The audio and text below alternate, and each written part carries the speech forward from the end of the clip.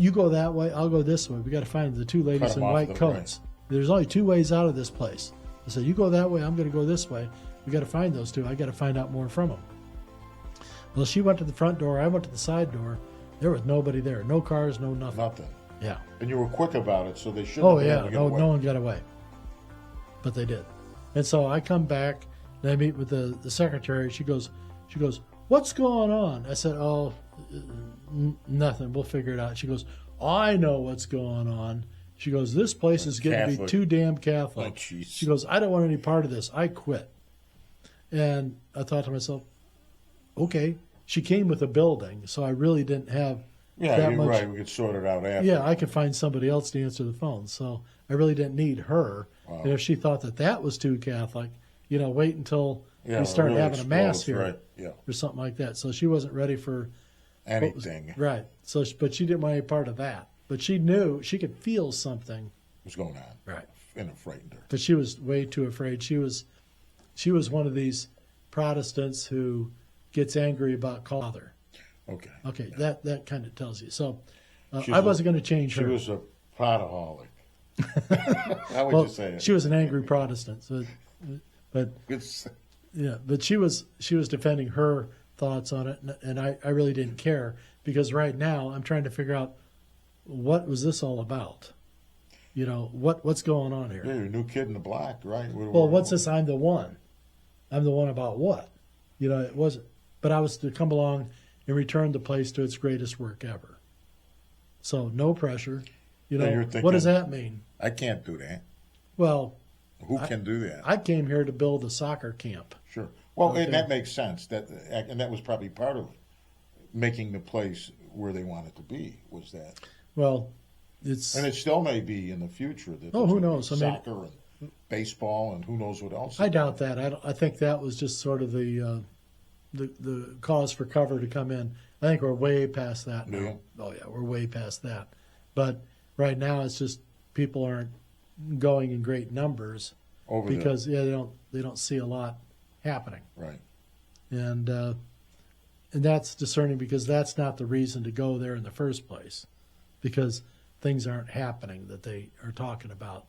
More exciting things. Right. If that's what you're after, you're a spiritual junkie. And you probably just need to think about something else. So now here you are in 2000. You have a visitation from two people that quickly express something to you, and you want more information. They're gone. What do you do then? Shut up. I didn't tell anybody. Okay. I sat quietly, because if I'd have told my wife about that at that time. Yeah. Okay. Certified? Oh, yeah. Well, she'd have definitely said that's it. And if I had told my parents about it, because I didn't know what was going on, that would have been a problem. Yeah. Yeah, no, I understand. I mean, you never try to divulge something you don't know the facts about. It's like being a lawyer in a trial. Sure. Never ask a question you don't already know the answer to. Right. Yeah, because so you could open up you could really lose. So they're gone, and a couple of weeks go by, and I'm trying to distance all this because I got stuff going on, and I got to make something happen here. And I'm trying to get by with my work and all like that, and the phone rings. And it's a woman who says her name is Audrey Frank, and she's from Fostoria, Ohio, and she's the national director of Our Lady of America Center in Fostoria, Ohio. Yeah. And I'm saying, okay. Who made you national director? That's nice. What's that got to do with me? Right. And she says she wants to know, how old am I? Am I Catholic? All this stuff. Yeah. And I told her I was 40 years old. When did you turn 40? And asking all this stuff. And when did you close on the property? I said, wait a minute. Does this have anything to do with a prophecy? She goes, what do you know about a prophecy? So I didn't know anything about a prophecy until this old lady showed up at my doorstep a couple of weeks ago. Saying something, right? Saying something about that I'm the one. She goes, what did she look like? And I told her, she says, hold on a second. So she says, sister. So she calls and she says, Mr. Young, this is Sister Joseph Therese. I've got on the phone with me now. Please tell her exactly what you told me about the visitor you had. Describe her. So I did. And they both go, oh, that was Sister Millie. And I'm going, oh, great. I got a name to put with this now. And they're going, no, that's a problem. I said, what's the problem? I said, well, Sister Millie died on January the 10th of this year. And I said, well, then who was this? Well, we think it was Sister Millie. And I said, uh-oh. You know. Right, another notch of another notch of strangeness. Extraterrestrial. Right. Well, not extraterrestrial, but it's metaphysical. Figure of speech. Yeah, it was metaphysical. It was coming at me. Well, anyway, I'm trying to, digest all this that's going on, and they're trying to digest it because they're kind of weirded out, and they go on this thing that says, well, you need to give us that property. Oh, it goes right to the throat. For Our Lady of America. And I said, what do you mean I need to give you the property? He says, well, we need that for Our Lady of America. And you said? I said, well, I'll tell you what, I'm not in a position to donate this. I said, but if that's the case and this is true, I said, I'll sell you the property. What I got in it. For what I got in it, you pay my bills, you pay my taxes, so I walk away. I won't make a dime off the Blessed Mother. That's all. I said, I'm not a pimp and she's not a hooker. And I'm not going to use the Blessed Mother. Did you say that? Yeah. I said it in court, too. Well, they asked me in court. They said, well, why aren't you selling the water? Why aren't you charging people to come to the property and pray? I said, because I'm not a pimp and she's not a hooker. I said, the Blessed Mother is not for sale. Yeah. So they and then you said something about a bishop should be. I told him, I said, if you want the property for Our Lady of America, I said, I will sell it to you for what I got in it. I'll just walk away, just balance my books, pay my taxes, because there will be taxes on this. And I said, and I'll walk away, and I will work for you if you need me to help you get oriented here. That certainly would relieve some pressure. And because they didn't know what they were doing. And you're thinking, well, these are perhaps legitimate people that knew Sister Millie. Eh? Yeah. The gang's all here. Sure, right? I'm believing what they're selling. And so how did that work out in terms of... Well, I told them, I said that they would also have to work under the direction and of the local bishop. And I said, if you're not ready to do that, then there's nothing to do here. So in terms of, if you didn't put in that desire for a bishop to be in charge, Mm-hmm. right, would they have bought the property just based on money? They'd have paid you and... I don't know, because they talked about it, and she tried sharing with me later on that she had the money to buy it. And we were talking over $3 million at that time. And so she was assuring me that they had the resources to buy the property, Okay. but they didn't want to pay that. They thought I should be giving it to them.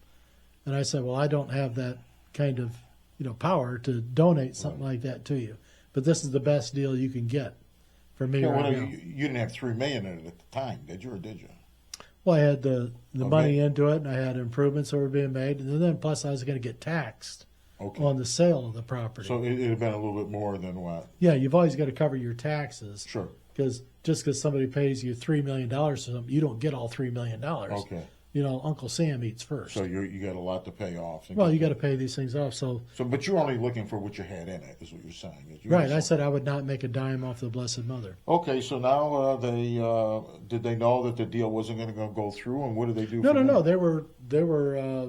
They were just thinking that the price was higher than they wanted to entertain. She was assuring me that they had the money, and I'm thinking, well, we need to get the approval of the local bishop and things like that, and that's kind of where everything stalled out. They didn't want to monkey with that. Well, Fuller didn't want to, but Audrey Frank did. She was fine with it. She didn't see any problem. She thought that it was going to go with any situation, but Fuller didn't want to. Okay. And so she says, well, they're just men. They don't understand. And I said, well, he's the bishop, and he's kind of in charge of the diocese. So if you want to do something Catholic around here, I suggest you kind of learn his name and, get on a first-name basis with the guy. That was my suggestion. At that time, that was John Darcy. So did you have contact with Darcy at that time? Oh, I went right to Darcy. Well, you knew my friend Phil. Yes. And we went to go see Darcy even before we came to see you. Okay, because you knew things were... Well, things were happening. Okay. And I said, hey, I need help. I said, I have things happening up here. I don't know anything about this stuff. Okay. All right. It was appropriate. What do we do? And we're asking for help and guidance as to what to do and how to do it. And the bishop comes to me with, then he gives us both Phil and I, he gives us both a brand new copy of a book on discernment, but it was all written in Spanish.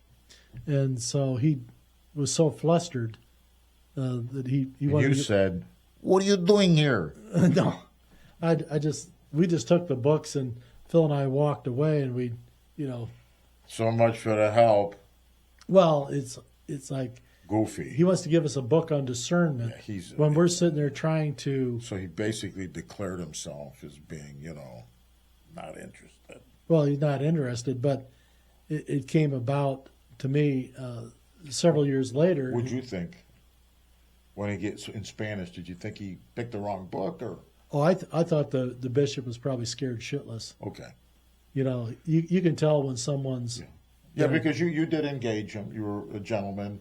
You said that you had some. I had things going on. What do I do? Dinner, beep, bada you did these things, and he was until the knife hit your back. Well, I had furniture being rearranged into place. I had things that were happening that were metaphysical instances. Sure, you need help from like what do I do? Is this a demonic thing? Is this a? No, absolutely. Was Father Havel involved with you at this time? Father Havel wasn't there yet. Wow.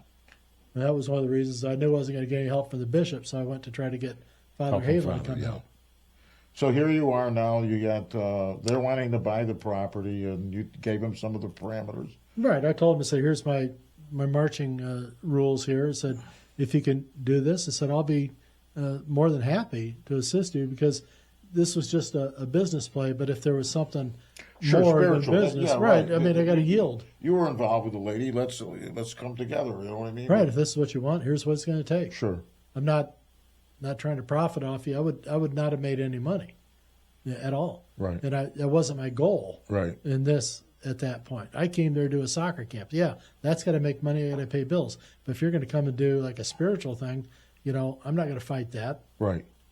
Just show me the money, pay me out, let me get out of here, and I'll help you. And I'll work. Right, I'll be available. Yeah. Right. Right. Sure. And I'll help you. I mean, I got no reason to not trust you at this point. No, I agree with you. It makes sense. It would make sense. Let's come together as a Catholic family, and let's pull together for what our Lord wants us to do. Well, there's a big job here. Let's go. I already saw the cross. I saw the other signs. So it's not like I'm adverse to it. But I agree with you, Larry. But I don't know what I'm doing. So at that point, you and Phil go and you get your Spanish books, so now where's your mind in terms of, certainly you got to do something to make the place make money. Phil and I walked out of the offices there at the Chancery. We looked at each other and he says, "We're screwed." No shit. Yeah. We just looked at him and says, "We're screwed. We're on our own." Oh, wow. And so I said, "No, we got to find some other logical priests who are older that can help us out." Wow. And the only thing I could think of was Father Havel. Oh, sure. But he was having health issues. So I was thinking, how far can we take it? I can't bury this guy prematurely with this. So I had to check and see how his health was. Could he take this? Yeah. Such a shock to the system type of thing. And turns out he could. He moved in and he helped me out an awful lot. I remember when the summer. It was tremendous help. Yeah. Because his wisdom was there. Right. And his thinking about how to deal with these things, and his canonical understanding was strong. He was like a canon lawyer. Yeah, he was the real deal. Yeah, so he was a good guy. So Phil and I are on our own. We end up going and having lunch with you, and you tell us more about the Our Lady of America stuff, and now it's like. Well, the only thing I knew about Our Lady of America is that there was this young guy that's supposed to follow through with this apparition, and I didn't know the substance of it, but because these books had Rome City, Indiana, and I'm thinking, oh my, this thing is real. So are you saying that I'm the guy then too? Immediately, I knew something was going down. Oh, jeez. I didn't. When you said I got pillars, I'm thinking, oh, he's going to need them because. Well, I thought these guys. I mean, a guy was in construction, other guy was. They should have. They should have been stood shoulder to shoulder. They didn't as long as they did as long as there was money to pay them. But as soon as I didn't have the money to pay them, terrible. Yeah. Right. But this is how it goes. Everyone's on your side. While you're rich and famous. They got to reach in their pocket. Yeah, it's like the Sam Kinison joke. When his girlfriend said, Sam, you're just not as fun anymore since all the cash is gone. So I'm going to say goodbye. And, he's like, you use me. Yeah, right. I want my records back. Following her out the door. You use me. When Sam got in an accident or something, I guess he goes to the hospital and he's going to die. He didn't make it. But, well, there was some dialogue that went on where he doesn't want to. He wants to continue to live, and I think our Lord's saying, "Oh, Sam, this is the deal." And he goes, "Okay." He goes, and then he leaves for his commission in heaven or something. But he was funny, and because human nature of being rejected. Well, he had lived as a preacher, and so he saw the fallibility of people and how funny they are, right, even when they don't think they are, right. How the hilarity Sam of these got things. The jokes. Well, a lot of people they take their life far too seriously, and you should value it, but you're just one of many, right? And what you need to do is you need to enjoy and live in the now, because there's only 2 times in your life that matter, right? Right. There's now, and when you leave, and the hour of your death. Right. That's why we pray for that in the Hail Mary. So now here you are, confused because I had lunch with you. You and Phil. I'm telling you something, and you're thinking, I don't know. And Phil and I are both looking at each other. You went to go get something, and Phil and I are looking at each other. Is this guy fucking crazy? I don't know. Everyone around us seems to be nuts. It's just that finally, as we discussed the books and so on and so forth, but you had a lot on your plate. And finally, you did confront that with Our Lady, and Our Lady said it wasn't part of the formation of this place. Well, that was these books here. Yeah. She had said these were formational in their nature. For 2003, I told him, because we went to Evansville, and Larry was there to make a presentation for Bishop Gettlefinger, Our Lady of America. But he also, at the time, there were people that had problems, and he was there with Joseph Terrellian, but they have this thing, they're able to discern what these people were bringing forward, and they were kind of doing mini healing or whatever it is, or at least talking to people about their issues and stuff. But on the way home, I said to Larry, Larry, listen, I know that Our Lady of America is extremely important. However, if these books aren't included in the deal, I'm out. And he looked at me like, so the next day he says to me, Our Lady says the books are going to be a part of the deal. He said it was part of the formation of what went on. No, she just said they were formational, for her mission for me with Our Lady of America, and to not be concerned. So you must have gone to her saying, what's this I was praying for a long time because I thought, I had to just determine who's the crazy and who's the batshit crazy, because there's levels of craziness. At least I was just basically crazy. Well, at first we thought maybe there was just another craziness to it, but then there's something to it. Right. But everything... Well, you had a lot on your plate, too. Well, everything that is foreign to you in the first taste is strange. And so we were trying to work our way through that. No, you did, and we have, and there's time and place and all the rest of it. So I think we're good to go. But here you are, a lot of people, do this, do that, including myself, and it's 3 years, 2003, 3 years into the thing, and like your wife said, it's going to be on our shoulders. Right, this is all on you. Right. She says no one's going to help you. You're all alone. Right. She said people are going to lie to you. They always lie to you. They always, they're always, happy and helpful right at the beginning. Then they never show up on Tuesday. Lynn was right, though. She knew what the boots on the ground were going to do. She was right. Yeah. She knew human nature. And she was wonderful, but it was just too much. It's really, it's not a good thing, but it's probably the best thing that she wasn't with me during the trial. Probably. I think you even buffered her from that. Well, I had to protect her and the rest of the family and everybody else. Didn't you say these are people and the bishops right. who were after? I had to kind of shut it down. I had to kick them out of the way and say, you want somebody to come and get me. You had to, no doubt about it, right. Because at this point, I wasn't afraid of dying. I was getting death threats, and I knew what was at stake. I'd already seen heaven's light. So I was ready to, move on. Well, if this is what it's going to take, I know it's not the end. So I was okay on that. That wasn't what was being called of me, but what was being called was to not back down with all the arrows and the BS that they're going to throw at you. Because I thought I'd suffered all the BS. I tell you, the BS, the heavy stuff came between 2008 and 2018. And so is that when the subpoenas, or that when you were sued? That was when the beginnings of things happened in 2008, when McCarthy and Langston-Camp, mainly Langston-Camp, sued Patricia Fuller to... Oh, say they drew first blood? Yeah, they went to Bishop Blair in Toledo, all right, who was the bishop for Fostoria. Okay. And this woman, Fuller, was under his, she was under his direction, domain. sure. Oh, yeah. But she wasn't. Correct. She wasn't listening to him. She wasn't communicating with him. She was ignoring him. And he knew that she was a problem, portraying herself as a Catholic nun when she wasn't. They had never even applied. They said they did, but there was never any indication from the diocese or from the Vatican that there had ever been an application made for a new religious order. They just made it up themselves. They made it up and thought that that was going to be enough. That's good enough for rock and roll. Right.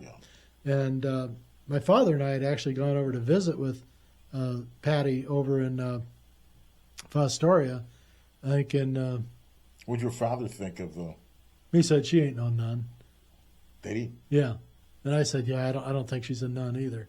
He says, no nun talks like that or acts like that. She's not a nun. Wow. And she was just wearing jeans and a T-shirt, and and that wasn't the distinguishing factor, but it was her whole attitude. He says that's no nun. And she's not right for Yeah. And I said, well, I don't think so either. I said, but this is what we've got. I don't know what it means canonically to be a nun or not be a nun.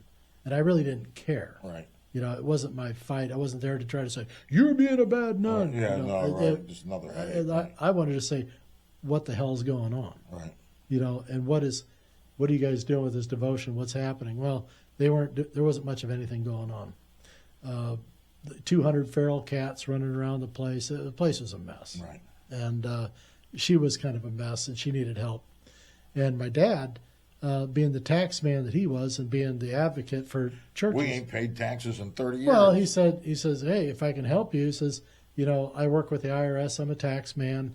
I do a lot of taxes for a lot of religious in the diocese. She says, oh, I don't pay taxes. She says, I'm a nun. Oh. And he says, yeah. She says, well, religious people don't have to file taxes. He says, who told you that? Right. And she goes, oh, that's common knowledge. He says, that's bullshit. He says, you got to file. He says, you're in trouble. He says, when was the last time you ever filed taxes? She says, I haven't filed taxes for 30 years. He goes, you've really got a problem. Wow. And did they ever do anything about it, or did they? I don't know. I don't think they ever did. Can't imagine. It wasn't my problem. Right. My dad was just trying to help her. She says, well, I don't need your help. You're just a man. So you and your father walk away knowing that this thing is not right. Well, we knew that something was off balance with it, and I wasn't the determining factor as to whether or not somebody was or was not a nun in good standing with their diocese. So what did you guys... That wasn't my question to go find out. What did you do from there in terms of your mission and in terms of... Well, I went back to Rome City, and I took about 20 cats with me off her hands. Oh, yeah. She had so many cats. It was ridiculous. I mean, it was bad. Yeah. And so I took 20 of them in the van with me. My dad says, what the hell are you going to do with all these cats? I said, I'm going to set them in the barn, and they can keep the rats down there. That's a good point, yeah. And the coyotes ate them. Oh, they did? Yeah. Cats are apparently delicious to coyotes. Oh. So the cat started disappearing, and, It's funny. Well, it's not funny for the cat, but... Oh. It's okay. Did they get any rats? Oh, yeah, the rats and all like that, yeah. It started abating. Now, you send 20 cats into an arena. Right, they got to eat, right? Those rats are like... We got to eat, too. Those rats are on their way out the door. So anyway, we went back. my dad, the whole way back from Fostoria, is going, no, we just gotta watch ourselves with her. I said, yeah, I know. And so that was 2001, and I started buying medallions from her because she had the medallions. Okay. And I would put the medallions in the gift shop, and people would come and buy those, and that was always kind of interesting because I think I was paying like $5 a piece for them and like selling them for like $6. Making nothing. I didn't want to make any money off it It was because something to cover. I just thought it was icky to be making money off of religious stuff. Right, but you can recycle it into buying more with the extra bucks. Well, it was just Right. I was just trying to keep people's requests, taken care of. I'm not a big medallion guy. I'm not a big amulets and stuff like that. I don't do a lot of spiritual hokey pokey. I think it's helpful to help explain No, sure. Certainly, things. it's a reminder. The that front and the something back, is- and that's what I use it for as an educational element, Right. not as some sort of like divine protection. Yeah. No, Leibold did it for a reason, and that I think that for them remembering it and what it is, something carry with right. you. It brings it to your state of mind, your thinking in that moment. So, we had those. So I was getting those from her, and I was putting them in the thing, and then she'd be calling me, I need more money, blah blah blah. I know you're making more money off of this than I said, lady, I'm not making any money off of this here. This is wild. She says, well, I'm just a poor nun. I need help. Here we go. So the whole poor nun thing. So I'd send her money when I had it, try to help her out. Oh, help the gal out in Fostoria. Well, she was playing this game of being this poor nun with all these people. And I think a lot of you folks out there still think that she was a poor nun and 3 rich guys came and took advantage of her. Got to tell you, none of that happened. The poor nun thing, 2 things are wrong with it. She wasn't poor and she wasn't a nun. Neither one of them were true. She hadn't been a nun since 1977. And she hadn't been poor since Leibold's sister gave her $3 million of bank stocks and I think a bunch of acreage. I think it was one other thing you commented about her. Not awake. Oh, no, that was the 3 of them. One was not a nun, not a cop, and not awake. Okay. That's a whole other story. So Okay.